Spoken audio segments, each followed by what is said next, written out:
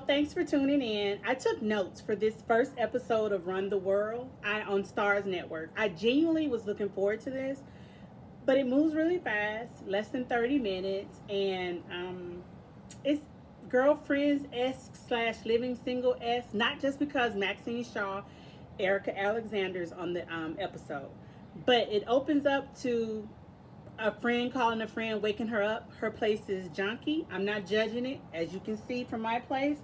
If you follow any of my videos or ever care to, you'll know I am trying to get rid of everything for a impending trip to Africa.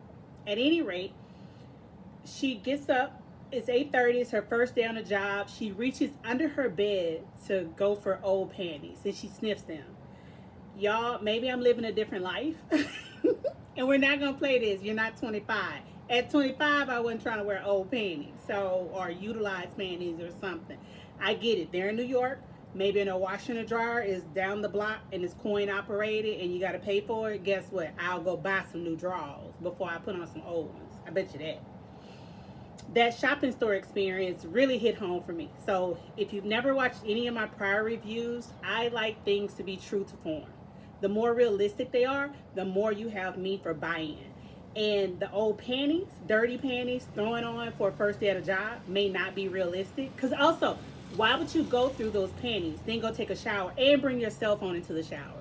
Y'all, look, I can do a lot of things, and I buy my phone flat out at the cost it is, but I'm not paying for iPhones like that, except for my mother. But it would sit on the counter in the bathroom, not come in the shower with me on the soap holder. But number two, your girl at the bodega being overstepped, cut off, and then, I don't know, approached by a middle-aged Caucasian lady irked me beyond belief. I thought it only happened in the Midwest because I promise you, no one ever tried that stuff down south where I'm from, nor down south where I visited, nor down south where I lived in other places. I've only ever experienced it in Wisconsin. That's it. Not even in Illinois. Nope, not when I go to Chicago, Naperville, and I'm there for a good little times, not a 2-day visit. At any rate, she kept stepping over her, kept just reaching around her as if she didn't exist. They had the conversation we've all had. Even Tasha Mack has had it on the game. Oh, I guess I'm invisible. And I'll never forget it because the brother from Rock, that TV show that used to come on, basically dumped her because of it. It's like, Lo, you don't have to pick a fight with everything that's about blackness.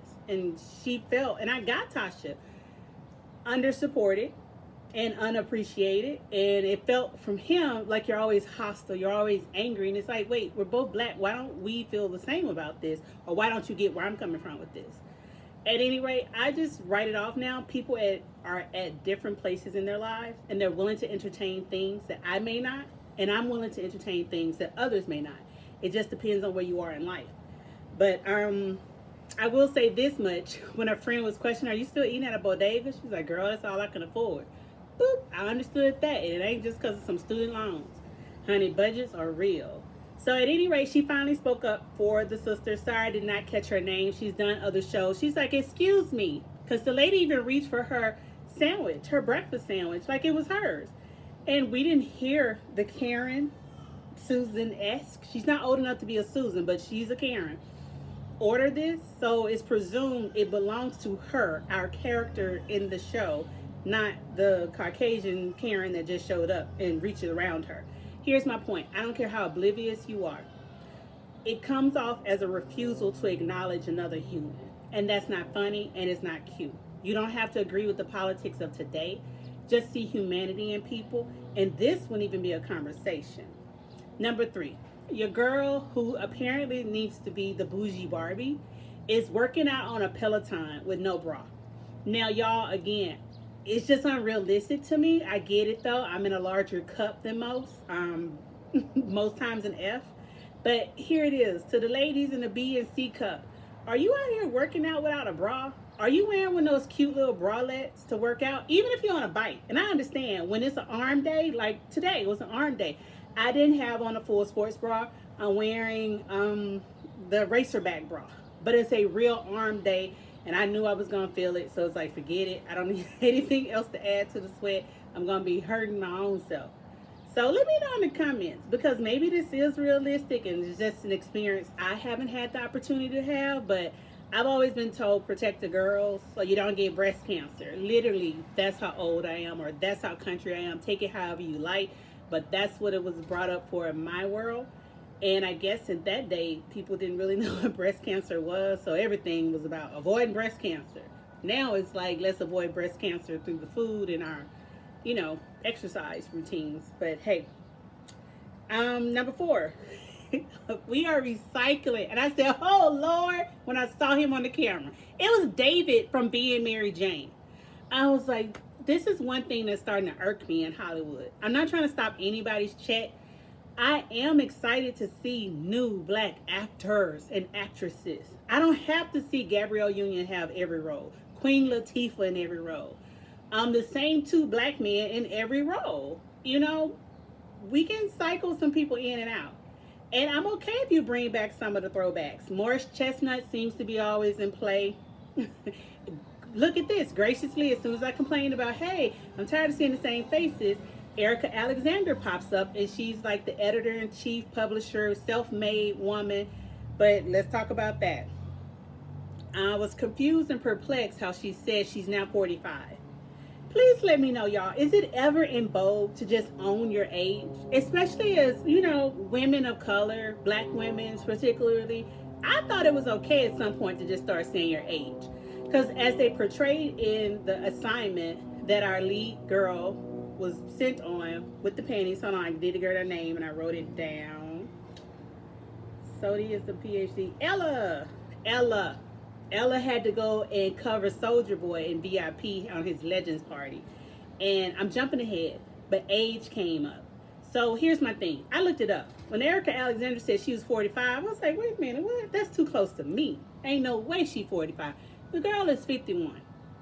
Now, let's talk about it. She looks great for 51. At Maxine Shaw, attorney at law, the Maverick, when she did Get Out, when she does these one-off shows. I don't know if you've ever seen any on Prime, Hulu, and Netflix. Now she's here. She looks good. So why can't we just claim and own that age? And yeah, we can still talk about that. There are those of us building our careers. Started from the bottom, didn't sleep with anybody, didn't get promoted if you did sleep with folks, and you still had to make it yourself, and you're just getting there. Not at 45 at the top, but 45 and just in the middle of the career. It's not a lateral move, it's an increase, but it's still lower than what you should be if you were a different gender or a different race. Let's just be real. Or a different ethnicity. So with that being said, can we not discuss, yeah, she's 51, and yeah, she's portraying a 45-year-old in the role, but let's just write it in that she's 51 and just now making it to the top of the game. Andre Leon Talley showed us that with Vogue. Look at that, and he's 71 and still was just seen as like pocket gay. Yeah, it's not me using a derogatory term. It's something I learned from friends, but let me know in the comments if that's not something I'm supposed to have in my mouth. But at the end of the day, we can all tell Andre Leon Talley was used or abused or manipulated within the industry as the like chic gay accessory. He was something folks did, and no one really did things in writing or paid him appropriately, were his claims in his most recent book and all of his interviews, hence why he has no home and he has not the funds to actually substantiate his lifestyle. So I'll move on to point 4. Point 5, the kitchen art at David's place, who is apparently a teacher and a writer at the university that there's a PhD student. She's his advisee. She's sleeping with him. Matthew is David's character's name. I know, and David was his character name too. I guess I should look that brother up. Because y'all remember he was on Girlfriends. So I was like, is Mara Brock Akil associated with this? Because maybe you know how people like Tyler Perry and Adam Sandler reuses actors that they like. I'm okay with that. Cool. If it works for you professionally, keep them moving. But I looked it up. Yvette Lee Browser was on as one of the producers, no Mara Brock Akil. So the end result is David is not his name. Matthew is his character name, and he's a professor at some university where he's sleeping with his PhD candidate advisee student named Sunday, who's super pro-black, and she's also helping to rear his 6-year-old child. And she's been around since the girl was 4. I don't know. But the kitchen art is divine. And once they said he was a professor, I was like, oh, that makes so much sense. Like the paint, the canvas, the actual sculpting, and the bronze work. I mean, lovely. I know for a fact the price tags are beyond my means, but it was like that's a nice kitchen setup, and that is good art to have from the kitchen to the dining area. It just worked. I will admit that. So kudos to the set design folks who called that out, or wherever you got your pieces from. So I did say it's nice to see Living Singles Max is back. She's playing Barb, the music producer slash executor directing the Dirty Painting Girl Ella to cover the Soldier Boys party. Bigger issue, they got Max, aka Barb, claiming to be 45. So again, let me know, is it ever vogue to just be your age? So we skipped to young lady in ballet and Sunday, the PhD student. The ballet pickup was pretty accurate. When Sunday showed up at the door and she's asking, there's an Asian lady and there's a black woman, you know, which one is yours? Because they all assume Amari belongs to her. They had some ethnically and skin tone ambiguous children on the bars. Actually, that's pretty representative of what we went through in the Midwest. There was one boy, he was Caucasian. There were two black people, and my child was clearly black, and the other child was black, but eventually she dropped out. I don't know what happened and why, but I can tell you this. It becomes an issue of, oh, okay, and I'm from Louisiana, so I know we come in all color schemes, shades, child, eyes, because trust me, that's one of the things that I got to know my best friend behind. I just swore he was an albino, and that became a whole other issue.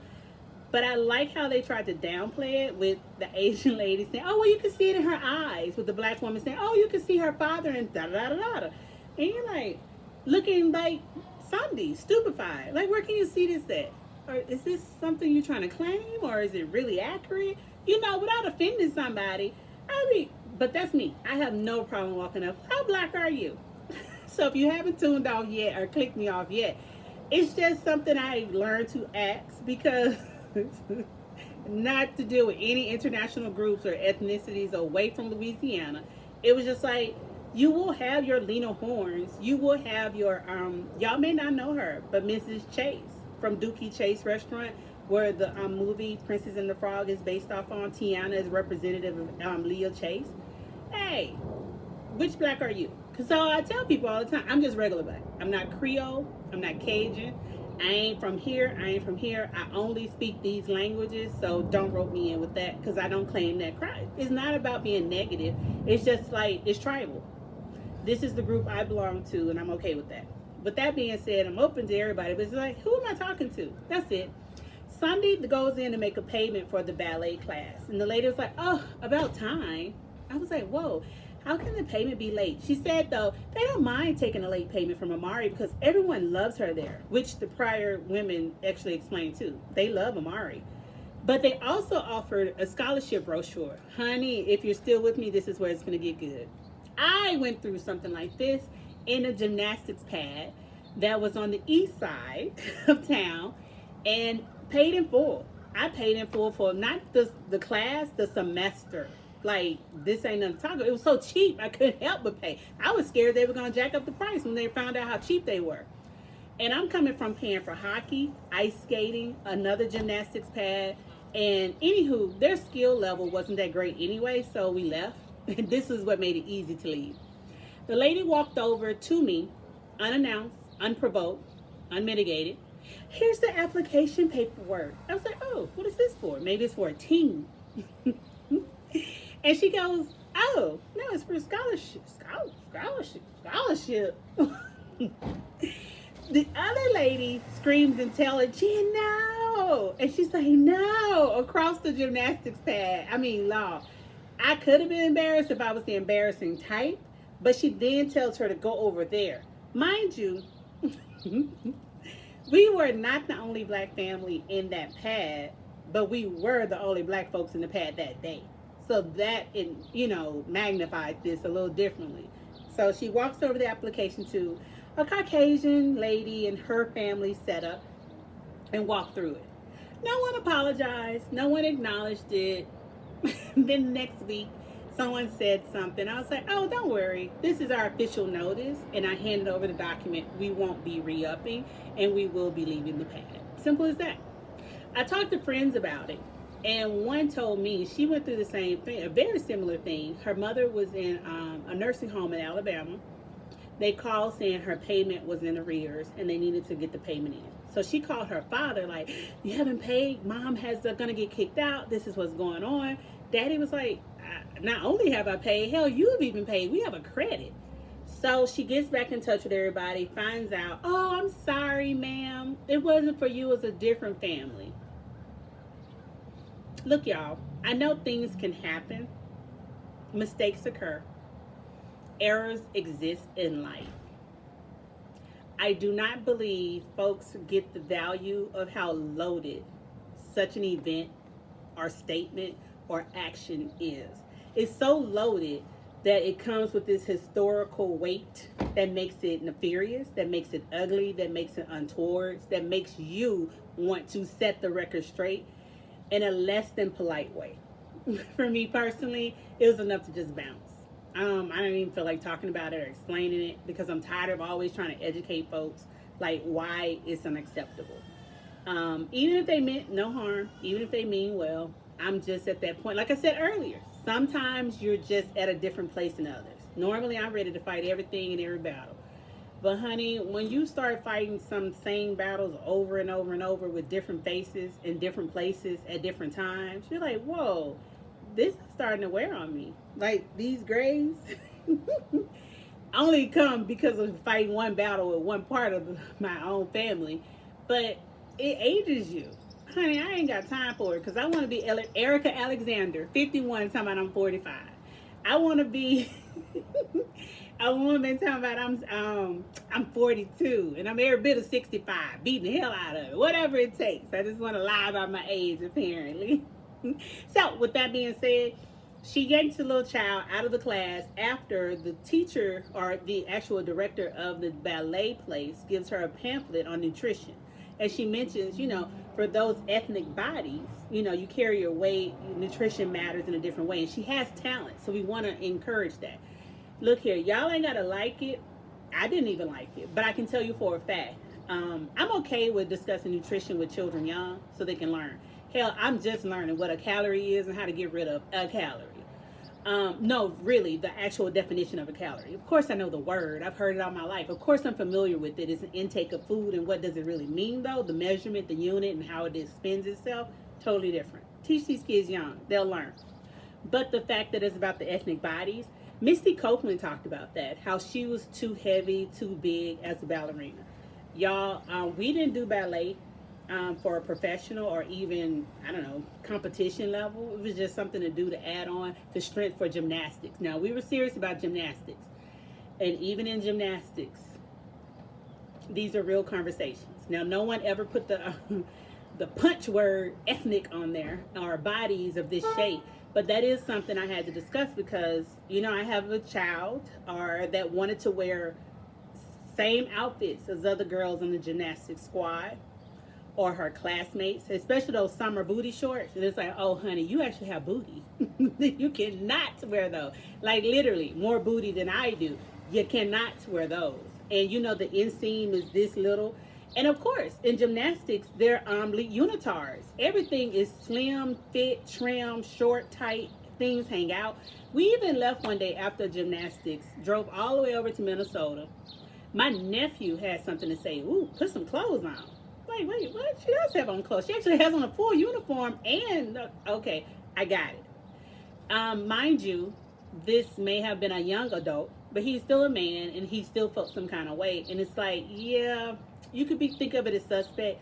I took it as, if his mind saw it as an issue, he's letting me know others are going to see this and it becomes an issue. And we ran into that before in rock climbing. Yes, all these things for the benefit of building and developing for gymnastics. That upper body workout in rock climbing, that keeping that consistency of trusting yourself, that balance is all there. But we had some old pervert on the ground watching her. I had to get with him. And he was with a kid that day. I sure did. Ultimately, they had to kick him out the compound. So anyway, back to the show, Run the World. She yanks the child out of gymnastics, takes the check, and said, "We ain't coming back." She has it in her mind they're now going to go to the Alvin Ailey dance studio. And her girlfriend's question, "Do you think that's smart without Matthew's input?" So we hear more about that later. But of course, she uses all the proper terminology for pro blackness and pro cisgender womanhood and how they're trying to eradicate who she is as a person. So we move on that there's a wedding prep going on at the table. It's beyond me. My line sister got married, and at that point, I learned that you can say no to folks asking for you to be a part of their bridal party. It was new to me. I had never experienced such before. I think they got married in 2010, 2011. Had to be 2011 because it was after Katrina for sure. Anyway, and one of the other line sisters said no. I about fell over. Wait, you can tell somebody no? You don't have to be in the bridal party? She still came to the wedding, gave him a great gift. But honey, I learned then it's okay to say no.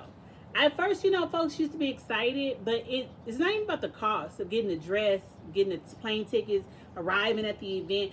It's the rehearsals, the events, the attending, all these other little nuances that you just don't know until you're in a bridal party and you're like, oh my Lord. Yeah, you know what? From here on out, I'm going to speak up and say no. I do agree with her though. This is the bougie one in saying Brazino is overhyped. She got it tilapia. I don't think it's as bad as tilapia, but I do deem Brazino as not as fancy as everybody wants it to be. Yeah, but Italian places love having it. Oh Lord, the last time I had it was in Charlotte, and I was like, yep, no more Brazino for me. This is just overhyped. Old girl invited everybody to the Soldier Bar party. Folks opted out. The ones who showed up came ready to dance the party. It was like, oh shit, we walked into a time capsule. Is that Jim Jones? Y'all, I felt that. I was like, oh my Lord. I remember Soldier Boy dance coming out when I was volunteering and working at the concession stands at the UW men's basketball game and having to teach older sorors the routine.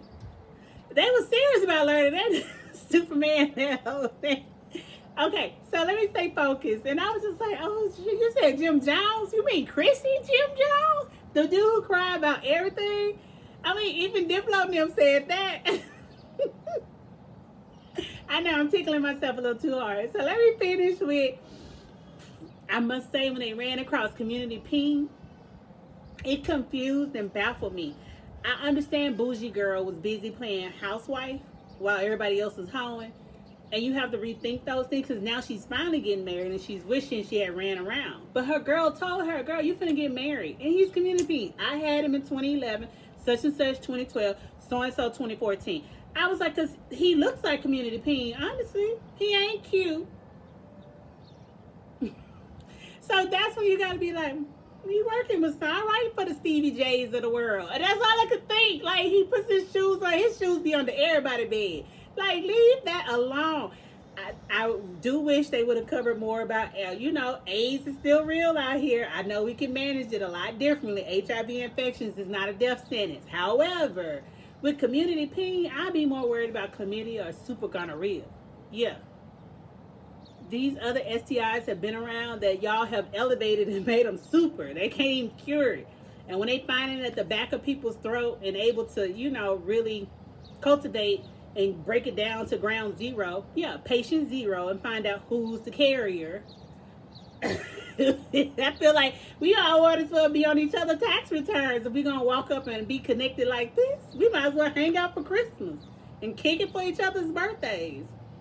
Contact tracing is real, whether you believe it or not, and it's necessary. Not just because of COVID, but again, for the original contact tracing. This is how we were able to identify grids that became HIV, that became AIDS. You need to know these things. But anywho, we'll go on to Sunday shows up at her PhD professor's boyfriend speak. And they was like, didn't he just write an essay? How long he gonna ride that way? Baby, he'll show up any place where he's the center of attention and everybody loves it. It showed. He did question, and I did enjoy this portion of the show. I was going to still call him David. But Dr. Matthew questions the inclusion piece of how we as black people are divesting from patriotism and nationalism, leaving it for white nationalists to run and take it over. Well, his PhD advisee, Sandy, says, our people are relegated to a second-class citizenship. I'm here for both sides of the argument. You've put this much effort into building this country on your back through our lineage, our ancestors. My folks are still here, so everybody ain't an ancestor. They alive and kicking and got mistreated. My brothers and sisters integrated. They're elementary school. That's how serious this is. And sat in the middle of the classroom is what I'm always told, and was surrounded by all the Caucasians. So you got some real sweat and blood and tears in the game, and we have some ownership to value. So I feel like we should be the people defining what patriotism and nationalism looks like. Even if we are relegated to the second class citizenship status, just push back. Argue against it. It's not, it's not for somebody else to define who we are and why we're here. It's for them to get it together. So I hope y'all sticking with me because I'm at 25 minutes. And if you are, congratulations. We'll come up with a name for what we think this will be and who you are as you watch this. But I promise you, I hope it picks up. Anywho, your girl who ran across her old boyfriend, Anderson, in a club, apparently offered the Asian dude who tried to get her into the Soulja Boy VIP section, but she got shot down because he deemed them to be too old. I was like, it does happen, sisters. Again, I know we love saying black don't crack and how great we look, but y'all, we know what age groups we belong in, and we know what age groups we go with. Simple as that.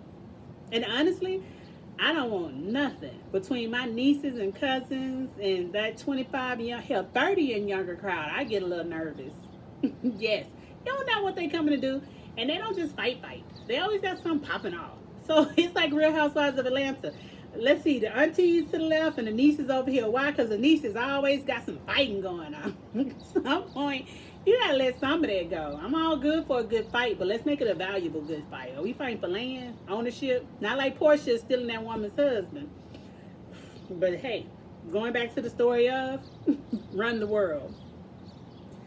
Apparently, she goes off to ask the Asian dude, and did y'all know this? Hey, don't you still live in Washington Heights? Let's share a cab. That signals let's have sex. Thankful that the reality kicked in of the driver with an accent saying, not in my cab. Ooh, thank you, sir. Please, thank you. Like, y'all, maybe this is what Uber shared.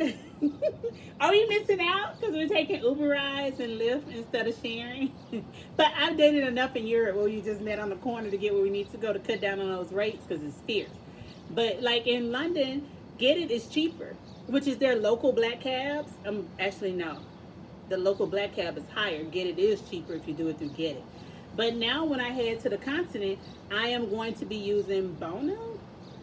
Is that what it's called? Bolt. B-O-L-T. It's about Estonian, but it's essentially Uber. And I hope it's not as expensive as anything I've ever done outside of like Lyft. Because Lyft was always the most cost effective for me. Okay, with that being said, Ella walks out with the Asian boy. She gets to his house. He can't perform because he has whiskey dick. I thought that was very nice of them to write it in because it is a thing. Or most people will call it Asian flu, if not whiskey dick. I haven't heard none Asians say it, but Asians will explain to you what it is and if it applies to them. Simple as that. And that essentially means they get too sick if they drink too much, or nothing functions if they have too much of the hard liquor. Some of them are beer. Because I was in school, so in law school, we had a few LLM students, Chinese, that were real serious about that beer and just couldn't hang. And honey, it's Wisconsin.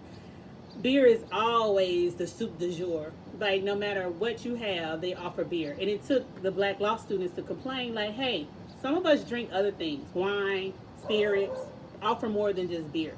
And so the law school finally stepped it up for our events and offered more than just beer. Excuse the noise from the dog that's in the neighborhood doing the most. But now we move on to, she tells him, and I agree with this part, because they can't have sex. She gets dressed, even though I don't even like that. You're half dressed. Just get all the way undressed and have sex. Whatever, for TV purposes. Get a bed frame. I was like, thank you. How you just gonna throw a mattress and a box spring on the middle of the floor in your whole place? And I ain't saying you can't live how you want, but bed frames are $25. Not the whole, you don't even have to have the headboard and footboard like I got going on here. And I'm trying to sell it by, if you didn't hear, June 30th.